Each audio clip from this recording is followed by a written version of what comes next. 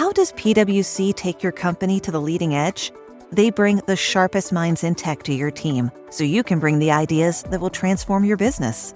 They're passionate about your industry, so you can walk into any room with every advantage. And they're with you every step of the way, so you can know you're headed in the right direction. PwC builds for what's next, so you can get there now. Get started at pwc.com/us/leading edge. Just opened up my book, started reading the first sentence in the paragraph when I heard what sounded like a freight train coming through my bedroom. I jumped out of the bed, and then there was a thumping sound that consecutively got much faster. And with each thump, I felt the rig actually shake.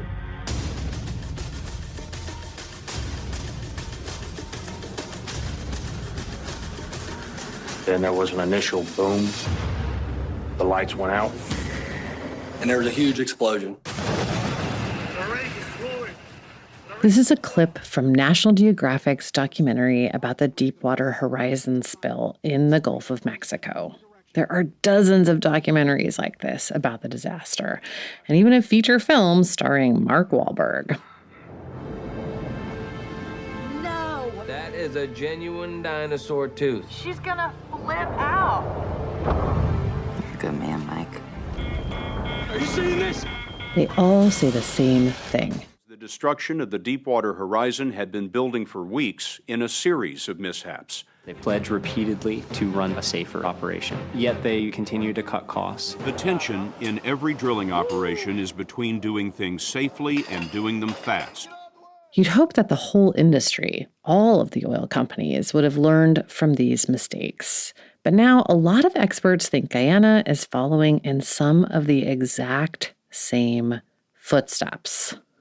They're facing the long-term risks of a blowout or a catastrophic spill. Now it's clear that they are running the operations at greater capacity levels than was designed. A lot of the right words that Exxon had written down, but just no depth to it, no details on the security provisions that needed to be in place to prevent a disaster. One reason this is all so incredibly disturbing is that the Deepwater Horizon disaster in 2010 was one of the most catastrophic oil spills in history. And yet, it happened under BP, one of the world's largest oil companies, in the Gulf of Mexico, an area that's been producing oil for almost a century and has some of the world's best regulations and industry oversight. In other words, in the best case scenario, we had one of the worst spills in history. There are two things that make deepwater offshore drilling projects especially risky. The first is that when you're drilling in more than 5,000 feet of water, there's about an elephant's worth of pressure bearing down on every square inch of your equipment. So the chances of a screw loosening or a part breaking are really high. The second is that almost every time you drill for oil, you get gas as well. The two tend to hang out together. And that gas needs to be managed, because if it comes rushing to the surface and finds a spark, of which there are many on an oil rig, things can go boom. That's a big part of what happened with the explosion of the Deepwater Horizon rig. And it turns out there are a lot of similarities between what happened in the Gulf then and what's happening in Guyana now. In both cases, oil companies decided to continue production despite known issues with equipment. In Guyana, Exxon had a problem early. The first production rig's gas compressor was faulty. That's part of the reason that instead of re-injecting the gas underground as they had planned, they started burning it off or flaring it.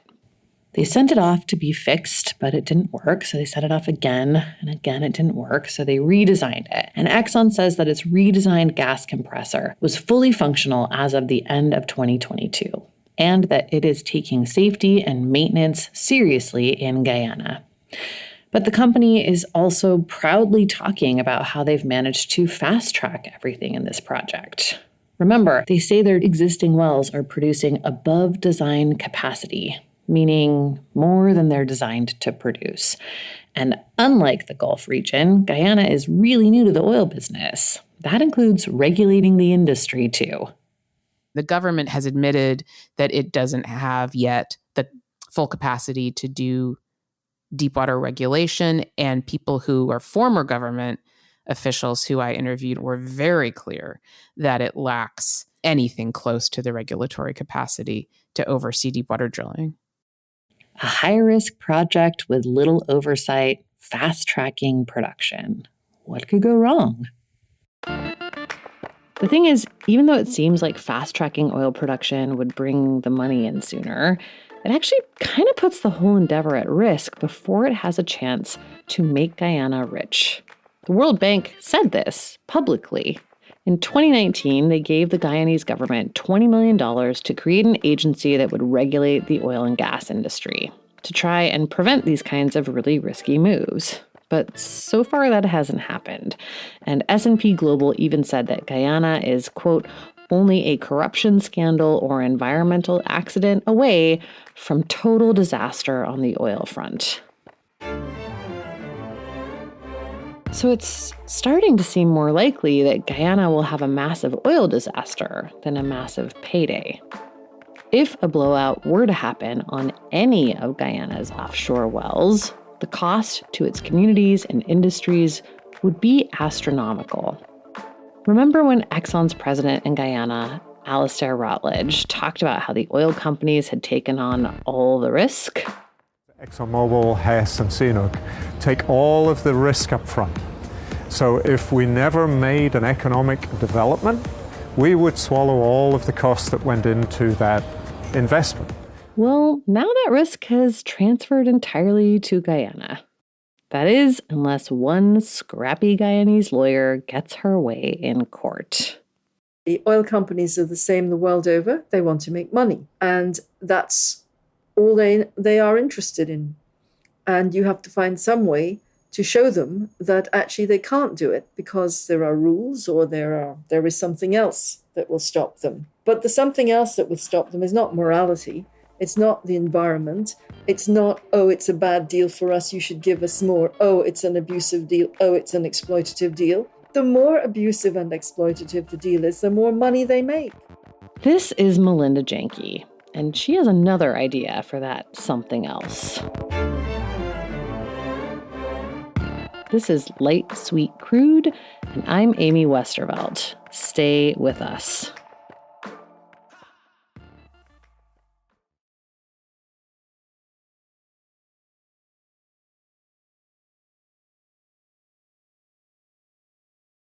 The Abercrombie Kids Summer Sale is in full swing, with up to 50% off select styles for the season. Summer plans, vacation, and camp days are all covered, with new dresses, shorts, tees, and swim. Abercrombie Kids has the summer staples they need and the looks that they want to wear. Shop in-store, online, or in the app. Offer applies to select styles as indicated. Discount applied at checkout online. Hey, it's Paris. You know I love sparkly things, right? Like stars. Duh. And thanks to Hilton and AutoCamp, I just slept under them. Picture me, serving looks by the fire outside my luxurious Airstream, making s'mores with the kids, while a national park is our backdrop. The great outdoors meets Hilton hospitality. That's hot. Explore all the new ways to stay at Hilton.com. Hilton for the stay. Are your business expenses playing hide and seek? With Uber for Business, the small spends that slip through the cracks, like rides and meals, go right where you need them. Because it integrates with leading expense platforms, you can say goodbye to surprise costs, missing dollars, or chasing receipts. Everything's track downable. Uber for Business. Make small steps that make a big impact. Learn more at uber.com/small steps.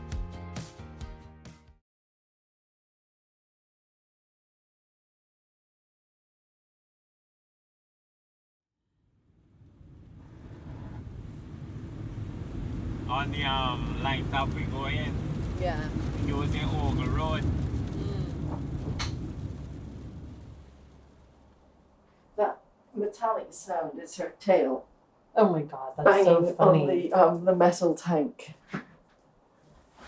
I just need to, I'm in the middle of sending this. Just let me. Oh, I'm sorry. Melinda Janki works in a home office right next to the pen her rescue dogs stay in when strangers like me are visiting her. She lives in a bustling residential neighborhood full of family homes. But it's easy to miss Janki's house because it's set back from the street, hidden by trees that are filled with birds.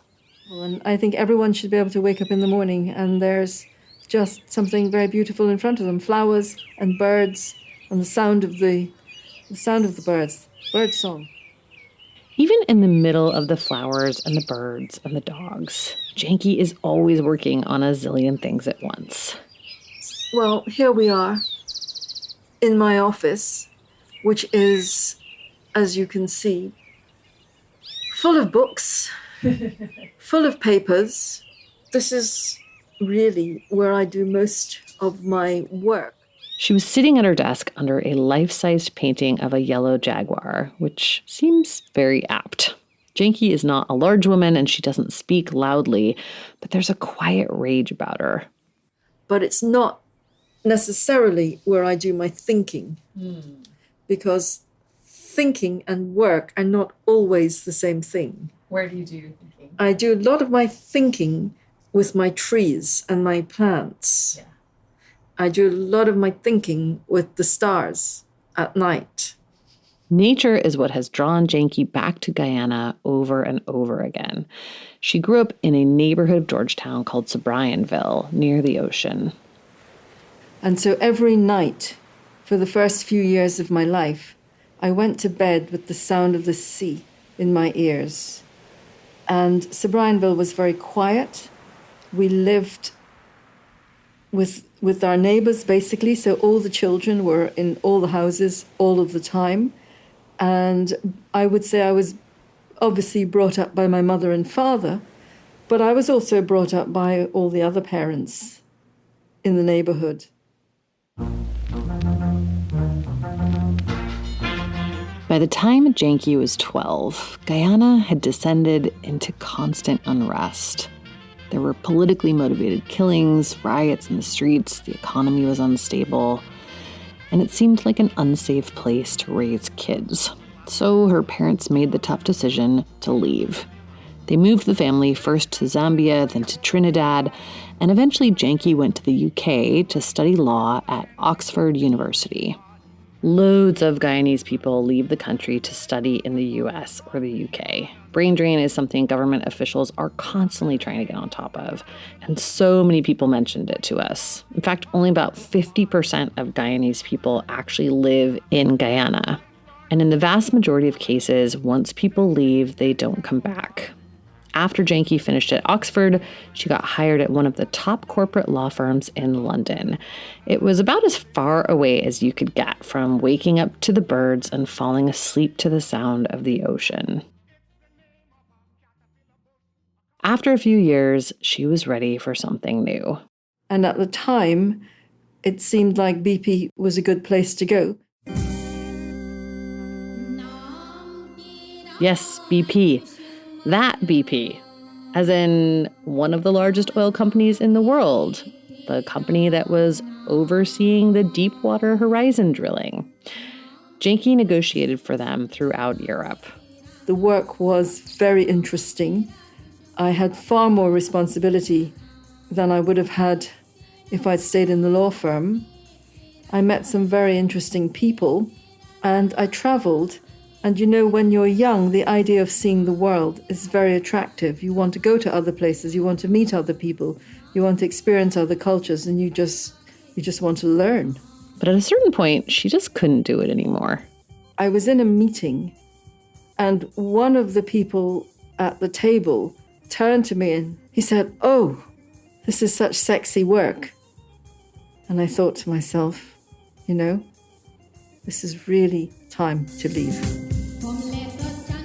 It wasn't so much the work she was tired of as the context. She missed being surrounded by nature. She was also getting pretty tired of having to prove to white Europeans that she, a brown woman from the global south, knew what she was talking about. She had a standing offer to work as a partner in a prestigious corporate firm in Guyana, so she went for it. She'd be doing roughly the same sort of commercial work that she'd been doing, but in a place she loved and on her own terms. Sometimes when I look out of the window, there's a hummingbird there. And that's very beautiful. And I don't want to wake up to an alarm clock, and I have not woken up to an alarm clock for decades. It was during these years that these two very different parts of Janki's life, her childhood in Guyana, growing up surrounded by unloving nature, and her career in London negotiating for BP, came together into a whole new chapter. Well, I think when you grow up with nature, then you have a relationship with the world around you. And then if you're a lawyer, you sort of, at some point, I suppose, the two connect. And I wanted to protect Guyana's environment. I wanted to protect the nature that I grew up with and that I think everybody should have a chance to grow up with. And because Guyana is quite a small country with just under 800,000 residents, she was able to get involved in protecting its environment in a very real way. There was a meeting at the Pegasus Hotel. I wanted to go, but I had no way to go to the meeting because I was just this completely unimportant individual. The meeting was focused on environmental regulation, and it was by invitation only. Janki was able to score an invite through a friend. So I went, and it was interminably boring. But in the break, I was able to talk to one of the government officials and say to him that I had looked at their draft Environmental Act, and I thought that it was inadequate. This is the sort of thing that makes people either love or hate Melinda Janki. She says exactly what she thinks in every situation, but especially when she cares deeply about something. This time, she was talking about the need to build in real safeguards for Guyana's valuable ecosystems. The country has been through phase after phase of what economists call the resource curse. It happens when a less developed country puts all of its focus on the economic benefit attached to selling a particular resource, like gold or diamonds or oil.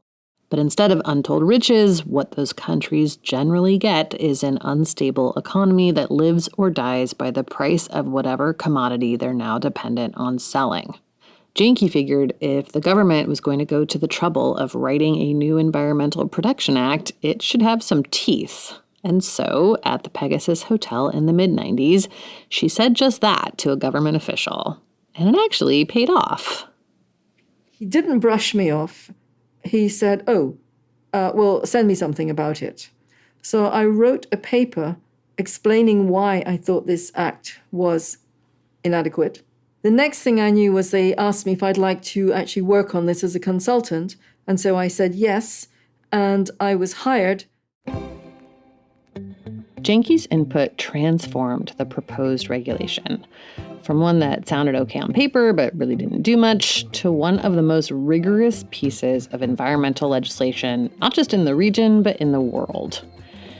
Companies that wanted to tap Guyana's resources would have to undertake serious environmental and climate impact assessments. And this was about 3 years or so before the Kyoto Protocol was adopted, which means climate impact assessments were not a thing that a lot of countries were really doing at the time. Janki also wrote in requirements for comprehensive environmental management. She introduced the idea of natural capital and the need to protect it. Natural capital is the monetary value of all the things that a healthy ecosystem does for us, like keeping our air and drinking water clean, or storing carbon to curb climate change. Janki insisted that the government protect that value. It's an incredibly progressive piece of environmental regulation, even by today's standards, never mind back in the mid-90s. That work also earned Janki a lot of credibility in the realm of environmental law. So much so that when the government was drafting a new constitution a few years later, Janki had the ear of some pretty important people and was able to add in some very valuable protections. I decided that I would write something and send it to them as a sort of background paper that would add to the discussion. So I looked at constitutions around the world that at that time had the right to a healthy environment. And then I put forward the arguments for having it in the Constitution. Today, Article 149J of Guyana's Constitution grants every citizen, quote, the right to an environment that is not harmful to his or her health or well-being. It also requires the state to protect the environment for the benefit of present and future generations. You might remember we did a whole season of damages on rights of nature. It's a legal concept that gives constitutional rights to ecosystems, which then also gives rights to communities around those ecosystems to be able to legally protect them, whether they're forests or watersheds or lakes. What Guyana wrote into its constitution is the flip side of that coin. It grants humans the right to a healthy environment. So if a corporation or the government is doing something that infringes on that right, they can be sued for violating the Constitution. This constitutional amendment was written years before Exxon would strike oil off Guyana's coast. But like I mentioned before, the country had already been through several waves of extractive colonialism. And Janki and many other Guyanese citizens were over it. Guyana has had bonanza after bonanza. Gold, bauxite, diamonds, timber, you name it. For 55 years, the political parties have run this country into the ground. Its gold, bauxite, timber, and diamonds had all been pillaged to make foreign companies money. Janki hoped that enshrining the right to a healthy environment in the country's constitution would give citizens some protection next time anyone wanted to plunder their resources. Where are Guyana's gold reserves? Where is the money from the gold? Where is the money from the bauxite? Where is the money from the diamonds? Where is the money from the sugar? Where is the money from the agriculture? Where is the money from the fishing, etc.? The list is almost endless because we are so full of wealth. And yet the people in this country are poor. We have people sleeping on the streets and eating out of the bins. So there is no point in anybody saying oil is going to make Guyana rich. Usually when someone criticizes the government in Guyana, people accuse them of being against whatever political party is in power, which also ties into long-standing racial divides. So it's worth noting that Janki is an equal opportunity critic when it comes to Guyanese politicians. And she couldn't believe that despite all of her efforts and all of the careful language embedded into Guyanese law, both parties' governments just didn't enforce any of it. We reached the huge milestone of declaring 10 billion oil equivalent barrels offshore Guyana. My heart just sank because I know oil is a disaster and it's the worst possible thing that could have happened to Guyana. And people just began to go crazy at the idea of all this oil wealth. And sure enough, the first thing that we saw was that they entered into a new agreement which was secret. They wouldn't release it to people. When they finally released it, it was atrocious. As we talked about last episode, the original contract between Exxon and Guyana was signed in 1999. But at the time, Guyana's oil was not that attractive because Exxon was still drilling in Venezuela, where it was much easier to access oil. Plus, the Guyanese government had granted Exxon extraordinarily long exploration permits. So the company was quite happy to just camp out on its offshore blocks in Guyana until it needed them. When Exxon did leave Venezuela, it returned to Guyana. And after it found oil, lots of it, the company signed a new contract with the government. But no matter what the contract said, Exxon and its subsidiary, Esso, would still be required by law, the law Janki helped to write, to do a comprehensive environmental impact assessment. According to Janki, that is not exactly what happened. So Esso started to do this environmental impact assessment. It was absolutely atrocious. For a start, Janki says environmental impact assessments are supposed to be conducted by an independent third party, but Exxon used a firm it has an ongoing contract with. That rule was breached from day one, but people were so excited about this oil that no one was focusing on this. Second, Janki says each part of the offshore drilling project should have its own environmental impact assessment, but that didn't happen here. You need an environmental impact assessment for each one of the 8 production wells, each of the 6 deepwater wells, each of the 3 gas wells, the sewage, the ballast, the produced water, the cooling water, the transportation of the oil, and so on. Even the seismic studies should have an environmental impact assessment because of the impact on marine mammals.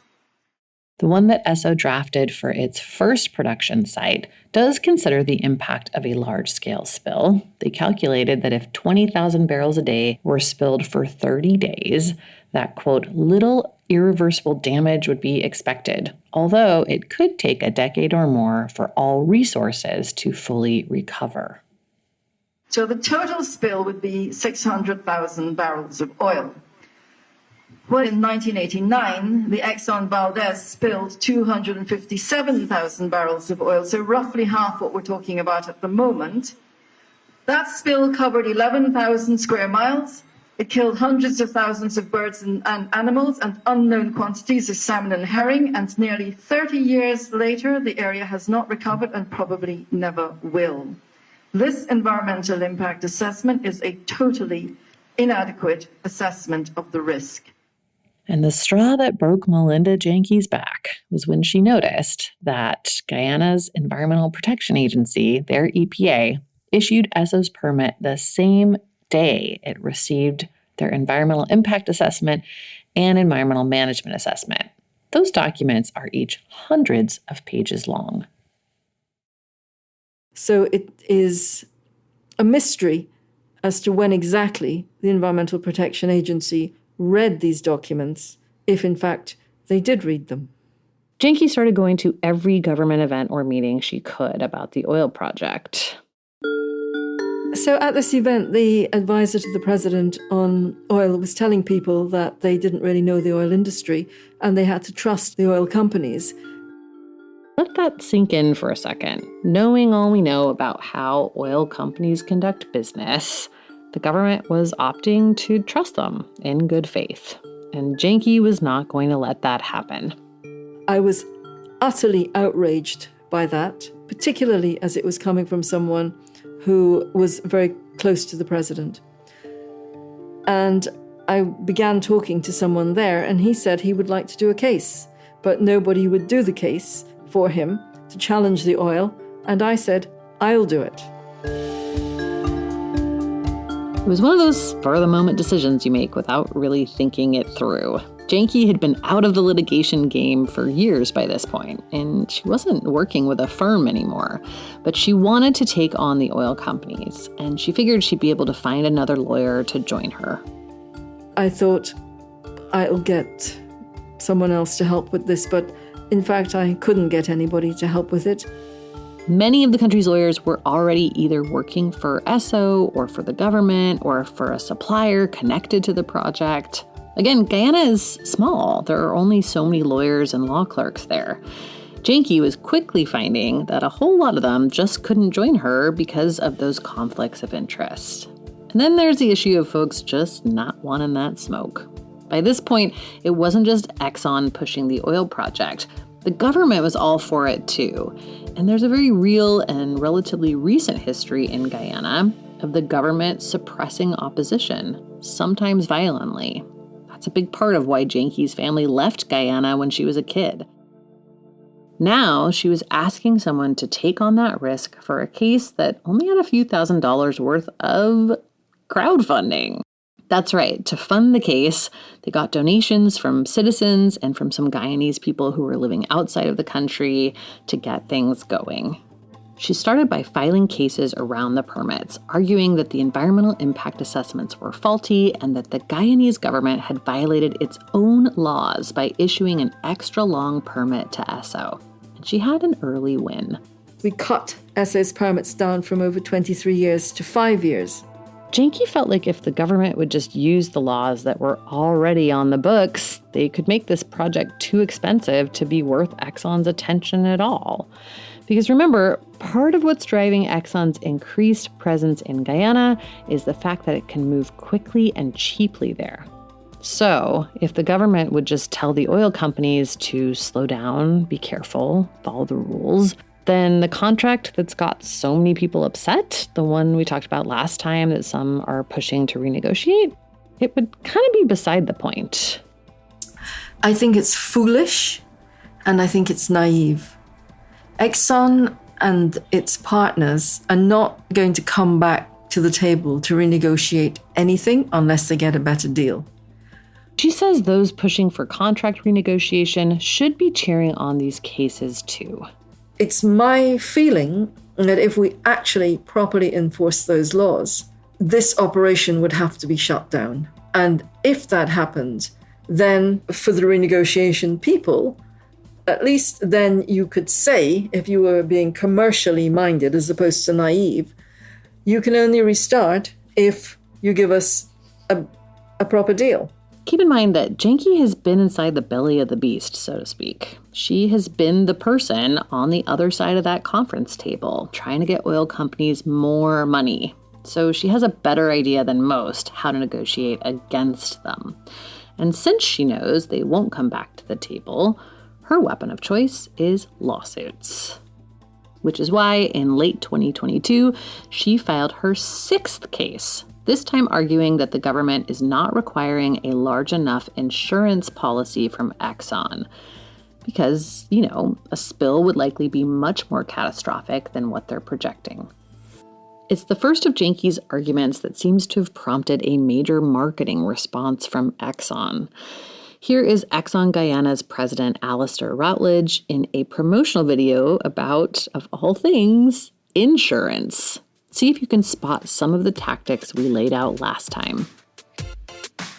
Recognizing the ongoing discussion, and in many cases misinformation around oil spill insurance, ExxonMobil Guyana wishes to categorically state that it has insurance coverage that meets international industry standards for all its petroleum activities in Guyana.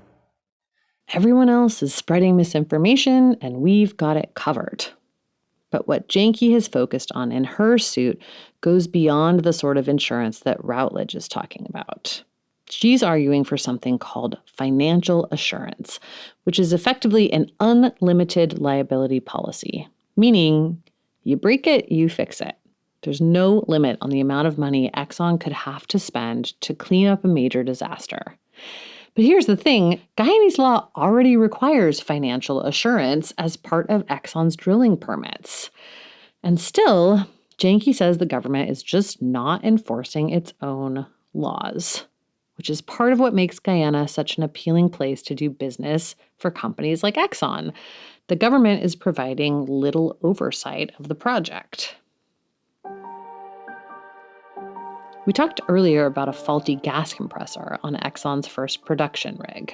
The company claims that today the compressor is fixed and everything is working as it should be. Janki's point is the fact that it wasn't working for so long is exactly the kind of thing that makes the unlimited liability policy necessary. If the companies were continuing to pump oil with a piece of equipment they knew was faulty, she argues, how can Guyana trust that won't happen again? Or that it won't be catastrophic next time. Because remember, little things were what caused the BP Macondo well blowout. The BP Macondo well blowout happened in the Gulf of Mexico. The United States of America has more experience, more resources, more expertise, more technology, more boats, more everything than anybody. And that happened just in the Gulf of Mexico, and yet it was devastating. Guyana not only lacks a regulatory system for oil, it also does not have a bench of petroleum experts just hanging out in Georgetown waiting to jump into action if a blowout occurs, or even just a large spill. And according to Exxon's own environmental impact assessments for some of its more recent production sites, in some parts of the offshore project, if there were a spill, ocean currents could carry oil throughout the Caribbean. impacting up to 14 Caribbean islands. This country knows nothing about oil and even less about oil danger and oil spills. The risk to Guyana is incredible. This oil production, this is a reckless gamble by the government of Guyana with the future of Guyana. It's a reckless gamble by the government of Guyana for the entire Caribbean. The maps show that if there is a well blowout, that oil is going to end up in Caribbean countries, our Caribbean sisters and brothers. Those countries depend largely on tourism and fishing for their economies, two industries that could be wiped out for years if oil were to wash up on shore in a big way. Janki says she remembers watching the people of Valdez, Alaska fight for years to get Exxon to properly clean up that spill, and she doesn't think the Guyanese government should trust that they're going to get any better treatment, especially if Guyana finds itself on the hook for damages in other countries. Janki argues that because the industry isn't properly regulated, the government could be held liable for any damages the project inflicts on neighboring countries. So you have a situation where Guyana's oil production could potentially destroy Caribbean economies. We're talking about billions of dollars worth of loss, in addition to devastating the biodiversity of the region, and you can't put a price on that. It's all very well to say, well, we can compensate the tourism sector, but you can't walk into a shop and buy a new sperm whale. The wildlife that is in this part of the world is incredible. We have rare species, and all of this is at risk because of this oil drilling. Esso has a permit. Now, if Esso is in breach of that permit, who's liable? Well, of course, we would say that Esso is liable, but I already told you this is an offshore company that doesn't have billions of dollars worth of assets. It's going to come back to Guyana. In other words, if there's a massive spill in the region and nearby countries like Trinidad or Barbados have their fishing and tourism industries ruined by oil from Guyana, they're likely to come looking to Guyana for compensation. Esso doesn't have the billions of dollars that it could compensate people for. And what happens then? Well, the Caribbean countries could come to Guyana and ask Guyana to pay compensation. Now, under international law, you can be liable for transboundary harm. Janki says there's every reason to believe that Guyana would be found liable because even international financial analysts are calling attention to the lack of oversight on the project. Guyana is not doing its due diligence. It's not ensuring that Esso adheres to the Environmental Protection Act. It's not ensuring that Esso is running its operations properly. Why on earth would you allow somebody to continue producing oil when you know that their gas compressor is defective? What sort of government allows an oil company to operate above the safety limits? Then there's the pollution that's produced even when everything is working as it should.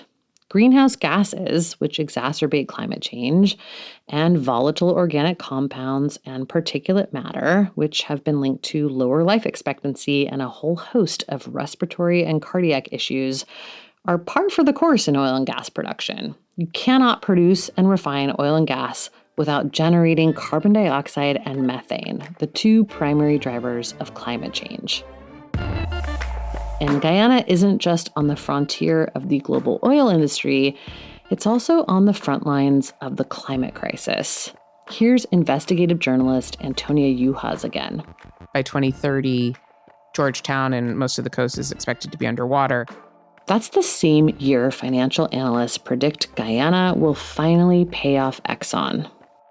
I think it's really important that people stop thinking of Guyana as a developing country that needs to be helped and start looking at us and saying, wow, these guys are a carbon sink and they are under threat because of ExxonMobil and the other oil companies. And we have a responsibility to rein in those oil companies because those are oil companies coming from the global north. That's our story next time. Light, Sweet, Crude is a Drilled and Damages co-production. Both shows are Critical Frequency originals. Our editor and senior producer is Sarah Ventry. Sound design, mixing, and mastering by Martin Zaltz Ostwick. Our fact checker is Anna Pujol-Mazzini, and our First Amendment attorney is James Wheaton. The show is reported and written by me, Amy Westervelt. Additional reporting by Kiana Wilberg in Guyana and Antonia Yuhas in DC.